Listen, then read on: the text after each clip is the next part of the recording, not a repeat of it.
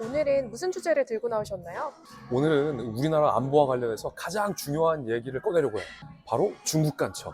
이 중국인 간첩에 대해서는 우리가 붙잡을 수도 조사할 수도 없어.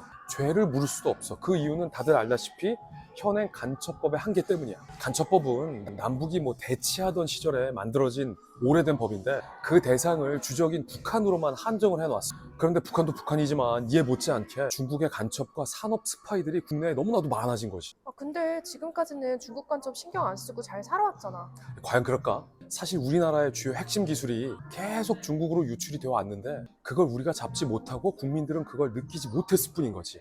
예를 들어 전직 삼성전자 부장 출신이 중국으로 건너가서 중국의 차명회사를 세우고 중국으로부터 거액을 받고 삼성전자의 핵심 반도체 기술을 팔아넘기려 했던 사례 잘 알지. 이런 식의 국가 핵심 기술 유출뿐만 아니라 사실은 더 큰 문제도 있어. 바로 우리나라의 간첩법의 한계를 잘 알고 중국과 전통적인 혈맹 관계에 있는 북한이 이를 악용하기 시작했다는 거야. 이게 무슨 말이냐면 과거에는 북한이 직파 간첩을 보내거나 아니면 얼마 전에 내가 얘기했던 민노총 내에 고정 간첩을 심어놓는 스타일, 이런 간첩들을 활용했는데, 그런데 북한이 요즘 머리를 쓰기 시작한 거야. 중국이나 조선족 스파이를 적당히 앞에 세워두는 거지. 이 사람들은 대개 이 진짜 북한 공작원의 부역자 역할을 하는 사람들인 거죠. 그래서 우리 쪽 기밀이나 이 공작한 내용을 직접 북한 공작원에게 건네게 하는 게 아니라 중국인들을 통해서 북한으로 넘기게 하는 방식을 쓰기 시작한 거지. 당구 용어로는 이 3쿠션, 쿠션을 매기는 방식이야. 문제는 이렇게 되면 우리 사회에서 북한에게 정보를 팔아넘긴 자를 간첩죄로 처벌할 수 없게 되는 문제가 발생하게 되는 거야.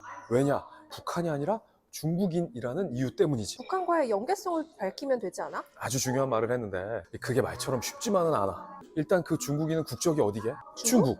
그러다 보니까 우리가 막 붙잡아다 강제 수사를 할 수 없다는 한계도 있고, 중국인에 대해서는 간첩죄를 물어서 조사조차 할 수 없게 돼 있는 게 현행 간첩법이거든. 그리고 설사 어찌어찌 붙잡아서 조사를 한다 해도 난 몰라요 라고, 사장님 나빠요 라고 북한과의 연계 가능성을 부인해버리면 더 이상 우리 국정원이나 검찰이 강제 수사를 할 수가 없게 돼버린 거야.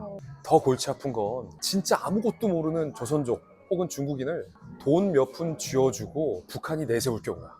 영문도 모르는 중국인을 대역을 시켜놓고 그 배후에서 북한 공작원이 이걸 다 주물러도 중국인은 영문도 모른 채 북한 공작원이 돈 주는 대로 시키는 일을 하다가 붙잡히게 되는 거지. 적발이 돼도 그 배후에 북한 공작원은 튀면 그만인 거야. 몇 년 전에 말레이시아 쿠알라룸푸르 공항에서 영문도 모르는 이 다국적 여성을 섭외해서 북한 김정은의 이복 형제인 김정남의 암살을 사주한 사건. 그 사건이 딱 전형적인 이 방식인데 붙잡히자마자 진범들은 공항에서 튀었지.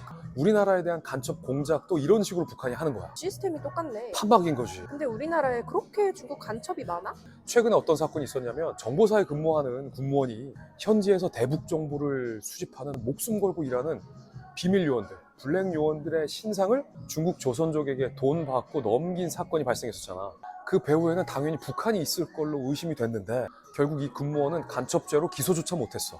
이뿐이 아니야. 2017년에는 무슨 사건이 있었냐면 북한 지도부에 대한 참수 작전, 그리고 미 정보기관이 우리에게 제공한 기밀 정보, 이런 것들 1,500만 장이 해킹이 돼서 북한으로 넘어가기도 했고, 2018년에는 정보사의 팀장급 장교가 현지에서 활동하는 비밀 요원의 신상이 담긴 정보를 건당 100만 원에 중국에 팔아넘긴 사례도 있었어. 이뿐만이 아니야. 또 지난해 6월에는 부산의 해군작전 사령부 인근에서 드론을 띄워서 미국의 항공모함 등을 찍다가 적발됐는데, 이 사람들의 휴대전화에서 뭐가 발견됐냐면 최근 2년간 찍어놓은 군사시설과 관련된 수백 장의 사진과 중국 공안의 연락처까지 휴대전화에서 나왔어. 그리고 그 드론을 조종한 중국인은 중국에서 우수 공산당원으로 뽑혔다는 과거까지 다 드러났지. 누가 봐도 중국의 간첩일 가능성이 높은데 제대로 조사조차 못했어. 근데 왜 지금까지는 간첩법이 개정이 안 됐어? 그게 핵심인데 이게 언제 제정된 법이냐면 1953년도에 제정된 법 그대로가 이어지고 있는 거야. 1950년대 초반에는 우리나라가 지킬 게 없었어. 다른 나라로부터 논밭 이 정도가 전부였지. 그런데 지금은 대한민국의 위상이 어때? 우리나라가 보호해야 할 고급 산업 기술만 해도 13개 분야에서 75개의 기술이 세계 최정상급 국가 핵심 지정 기술이야. 지금은 대한민국이 지켜야 할 게 아주 많은 나라가 돼버린 거지. 방산기술계 최고 수준에 이르렀잖아. 그러면 법도 시대 상황에 맞춰서 고쳐져야 되는데 53년도 체제의 간첩법이 고수되어 온 거지. 최근에 영국의 정보부 국장이 러시아와 우크라이나 전쟁과 관련돼서 이런 말을 했어. 러시아가 우크라이나를 돕고 있는 서방 국가들에 대해서 무차별적인 그리고 무모한 공작을 하고 있다고 경고를 한 거야.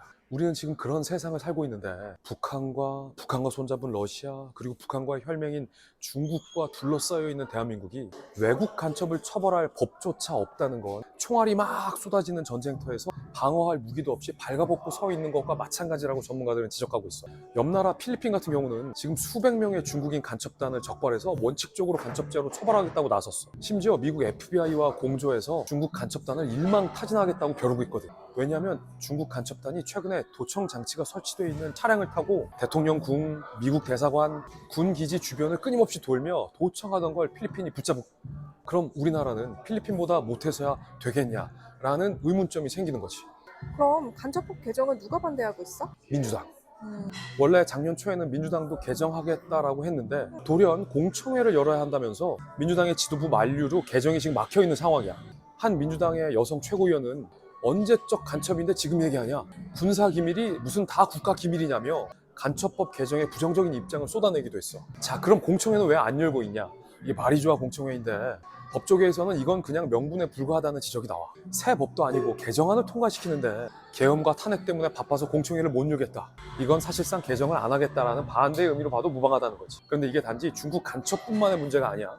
이 간첩법은 북한 간첩도 제대로 처벌 못하게 돼 있어. 형법 98조 간첩죄는 적용이 되려면 그 전제의 조건이 있는데 그 전제가 전시 상황에서 적용할 수 있게 돼 있거든. 지금은 전쟁 중이야? 아니라는 거지.